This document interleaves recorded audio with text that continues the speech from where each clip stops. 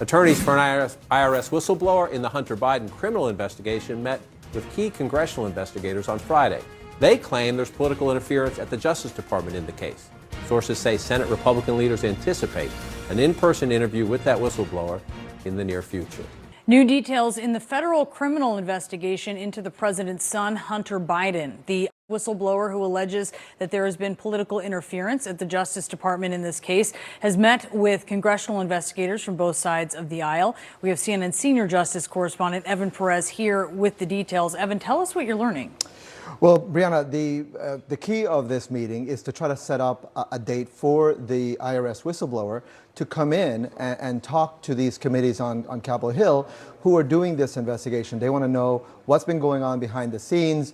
The fact is that this is an investigation that has spanned three attorneys general. Started off during Jeff Sessions' era. It is still ongoing. And so the big question has been, what is the delay? What is causing the problem? The IRS whistleblower informed his lawyer, and his lawyer then told these committees what he is prepared to say when he comes in for an interview. Among the things that he's saying is that the promises that Attorney General Merrick Garland made to make sure no political interference was involved in this investigation, he's saying is not so, and that's part of what we expect he's going to be able to tell the committees once he comes in the next couple of weeks. Yeah, this is so drawn out, as you point out.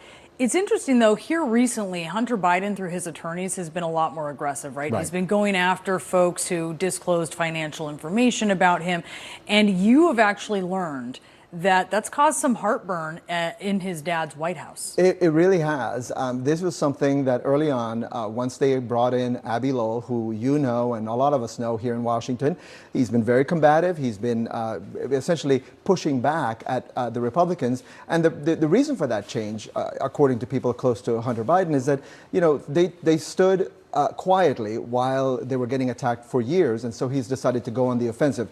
At the White House, obviously the president is now launching a re-election campaign. This was met with, let's just say, disfavor. They did not want this because they thought it was going to end up causing problems for the president. So far, it appears to be working, at least according to Hunter Biden's team.